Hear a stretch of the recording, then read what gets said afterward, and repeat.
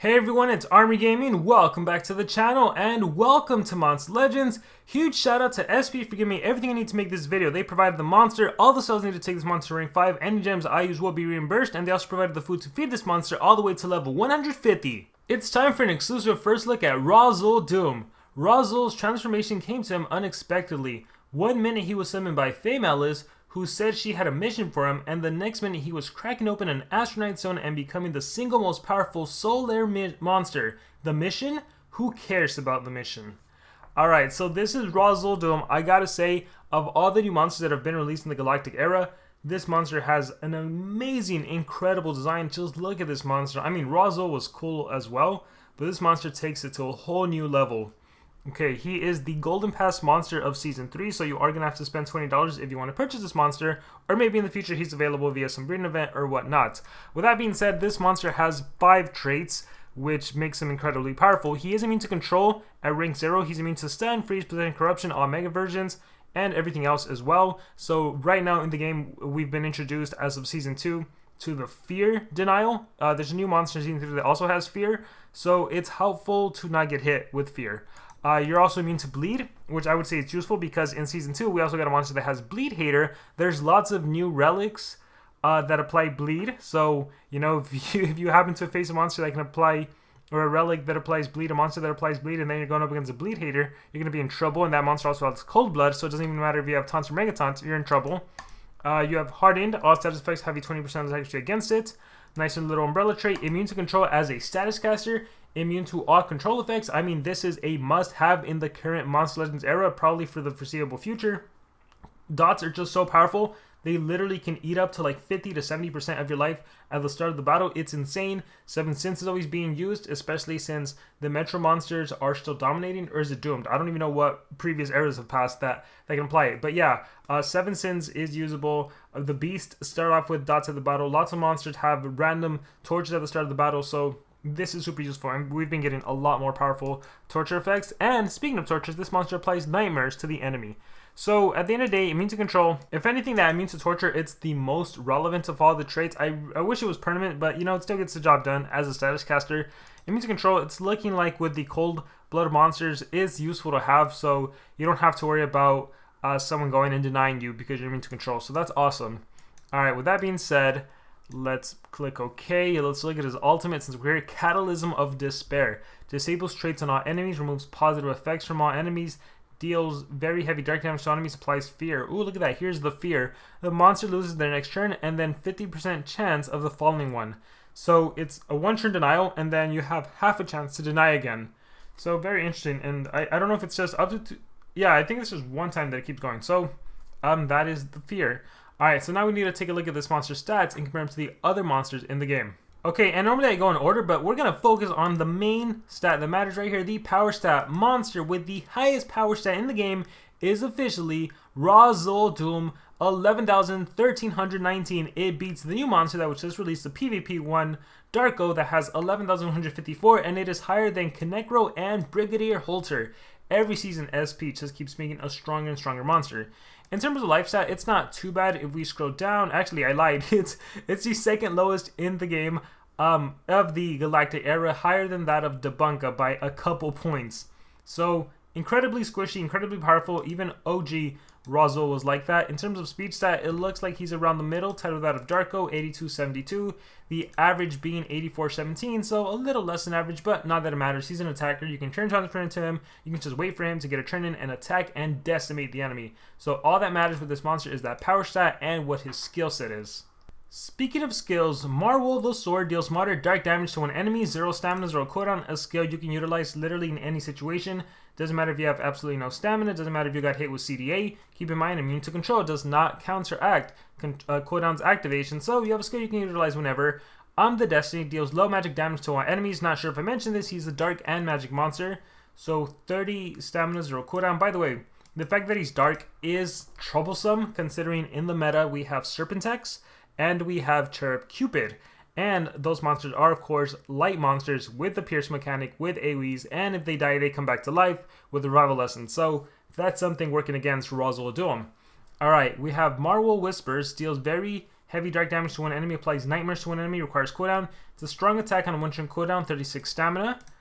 We have Shadow's Veil, deals evasion and double damage to itself. Most attackers tend to have a skill like this. You protect yourself and you set up for the next attack on a 1 turn cooldown. Very cool.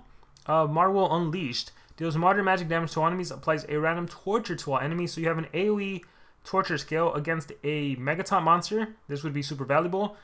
Think about taking on the king. You can apply up to 3 dots on the king. But that being said, he's an earth monster, you're a dark monster, actually, it's a magic based attack. Yeah, so, ooh, you also gotta watch out because that damage return would be trouble. But yeah, you can apply dots against the enemy. We have Essential Sacrifice. Alright, here's where we get into the really, really interesting skills that can make this monster incredibly powerful. So this skill will remove 50% of your life, but you give yourself, or I should say, and you give yourself triple damage and an immediate extra turn.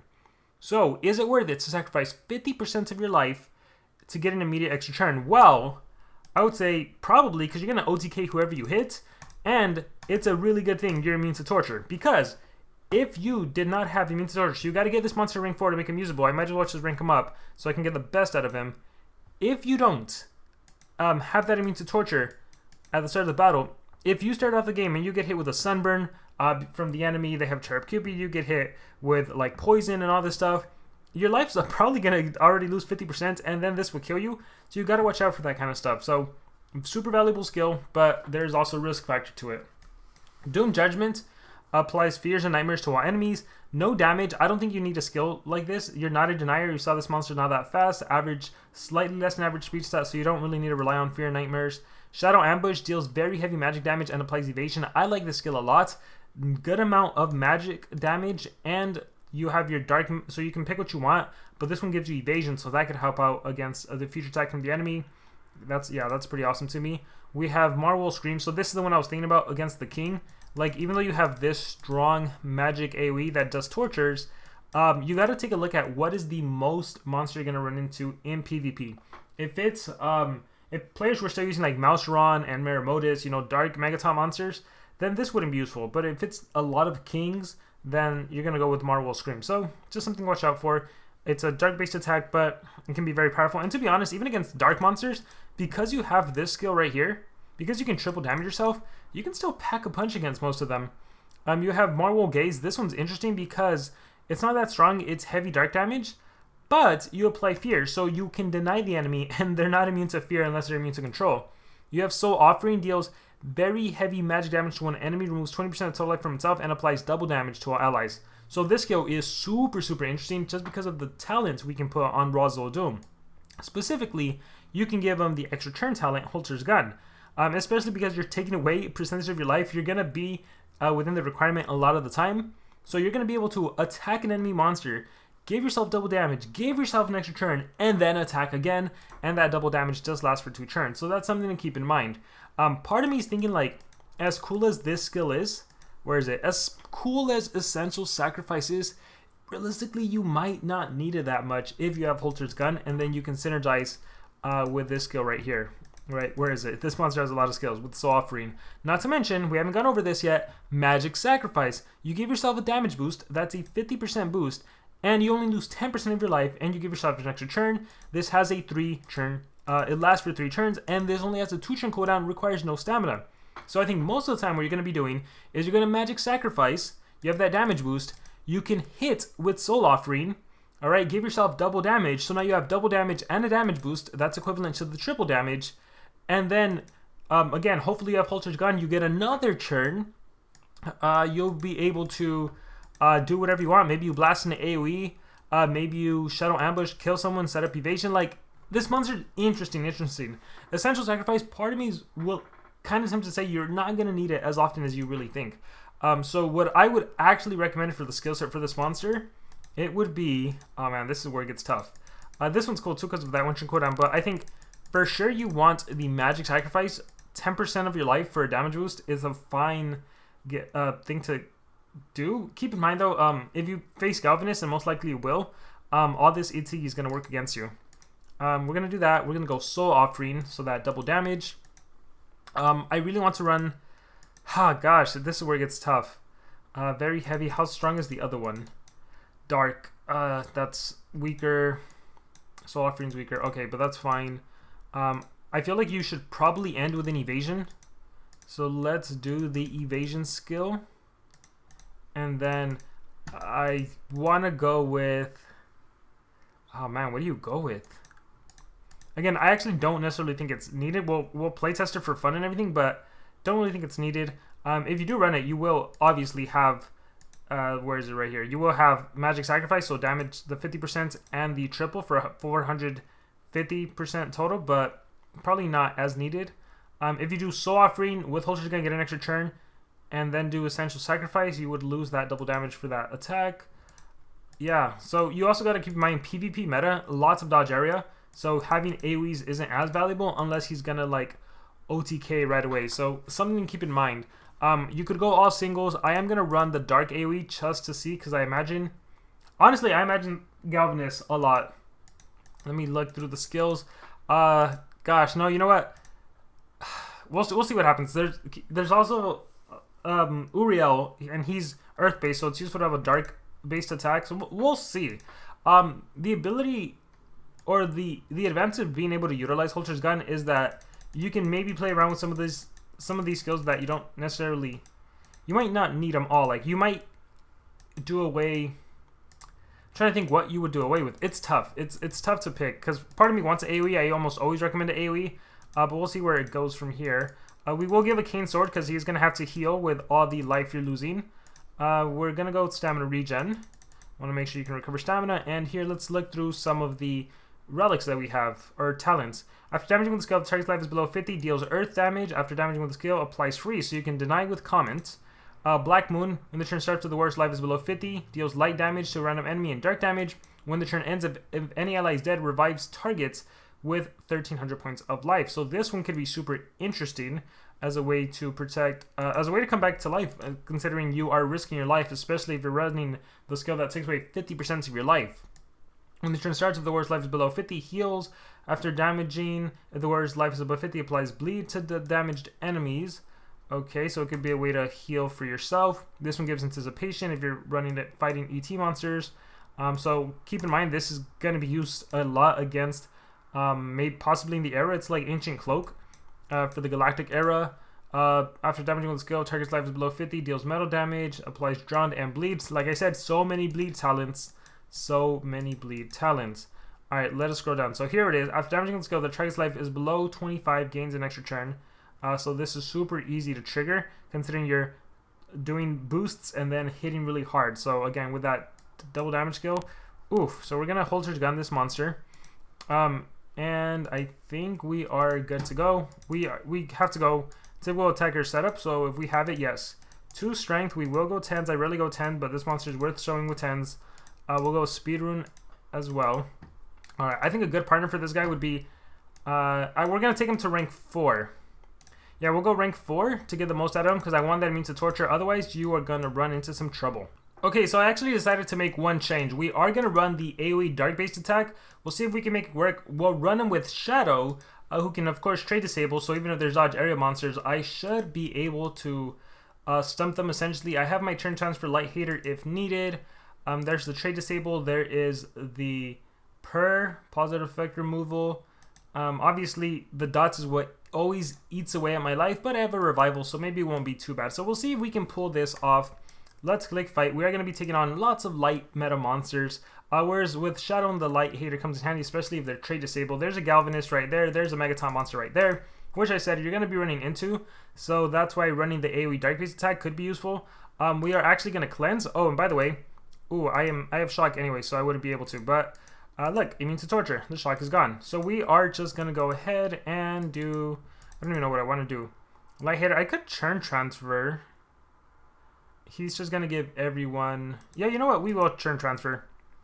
So we'll go Shadow Spell. Alright, Enlightenment. Yeah. Alright, and look, I put in that Dark-based attack, so 320k.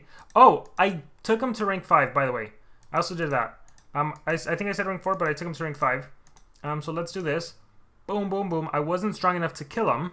If I would have done the damage boost skill, I would have killed him, but obviously they would have gotten all the trinkets of anticipation. We can now finish him off. Let's go with evasion. So here's a good example of like, especially if you don't have a taunt or megaton monster, or if you only have a taunt and then the enemy can blast an AoE, you do this skill. Yeah, sure, it costs some of your life, but you give yourself evasion and now you're protected from the enemy. All right, enemy attacks do not scare me. All right, emotional, Gersh does not. Aquarius, all right, all good. All right, there's that. I think you saw Essence tried to take away damage, but I have evasion, so I'm protected. I also have Light Hater. We're gonna cleanse. Let's see, photo, blind. Oh, did I not have evasion? Because that hit me. Maybe got cleansed at some point. We're going to do ambush, and again evasion. Boom, missed, but I have evasion. All right, I come back to life. Emotional. All right, let's see, parent. We're gonna cleanse. Blind be gone. We are going to do the AoE. All right, Cane Sword. Yeah, the biggest. Gosh. Disables traits. Yeah, I'm in trouble regardless. the biggest obstacle to Doom is gonna be Galvanus in PvP, which potentially could prevent this monster. Well, not potentially. Will likely prevent this monster from being meta. It's too hard to pull off when you have that going on. Boom. Even Holter's gun works against me. All right, let's try another battle. And then I'm not too like. I don't really use Shadow that much. I normally use Ammonia and I make it work, but we'll see how this goes. All right, so here, wow, there's evasions. Like dots just eat away your life again. Immune to torture really helps out. I am going to do. Who's the biggest threat? They're honestly all threats. I would love to give myself Light Hater, but I'm just going to remove positive effects. We'll go from Cherub Cupid. Enlightenment. Alright. Trade disable. We're just gonna go ahead and cleanse negative effects. And then let's see if we can make it work. Bam! Here's a good example. Soul Offering. And that'll trigger. So if I do Soul Offering, let's slow it down. If I do Soul Offering, I hit Cherub Cupid. Alright. I will get an extra turn thanks to Holter's gun. That's gonna hopefully kill him. Did he not die? Man, the bad thing about Holter's gun is it doesn't deal enough damage. I wish it dealt more damage. Oh, thank goodness he didn't attack Doom.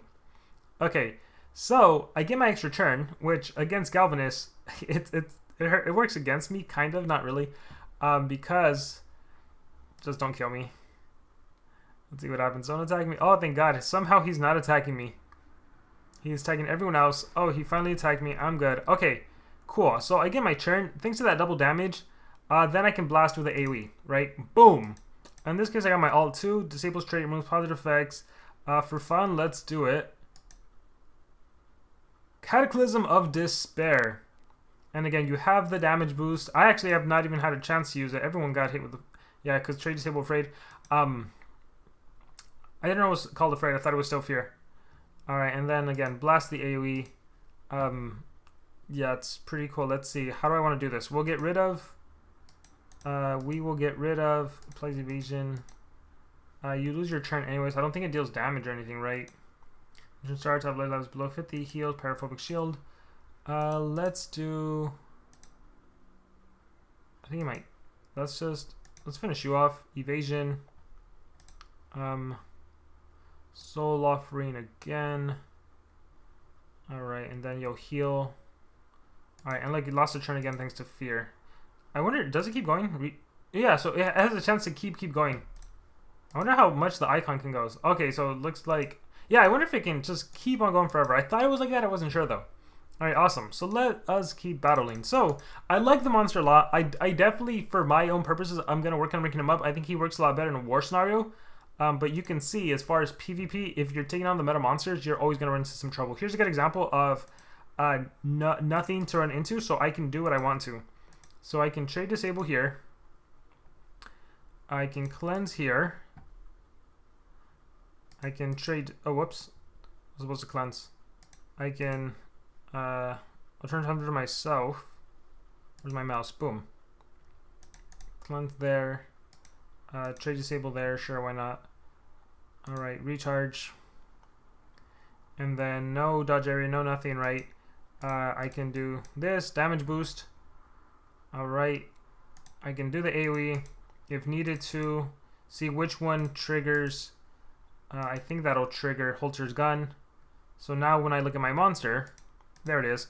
I have the one from the Poison Beast. I have damage boost, I have double damage boost, and then I can AoE. Does anyone res? I don't think so. Yeah, so that's what you can possibly pull off. Let's switch some stuff. Again, Essential Sacrifice, like, you can pack such a punch. The degree to which it's needed, that's what I'm just not sure about. It's cool and all, but I don't know how much usage you get out of it for PvP purposes. But again, PvP, it's its own beast. It's difficult to pull stuff off considering what you're always constantly taking on. Alright, Shocked. Shock will disappear. No, that death won't disappear though. I can do a trait disable. So I'll do a trait disable. And I'll do a light hater. Oh, I was shocked, right. We'll see, that'll give the double damage, the AoE. We'll do the Soul Offering. Double damage. Holter's Gun, I can do an AoE. Boom. Holter's Gun again. This is the ideal scenario, right? Death, Holter's Gun kicks in again, I get another attack. Right? If you have Sigil, you could redo the AoE and kill everyone. In this case, this actually kills me. In this case, you know, if I had to kill someone, I would have killed someone else, and yeah, evasion and everything. But yeah, that's how he works. We'll do another attack, but I want to showcase that triple damage skill, even though it's kind of hard to actually showcase.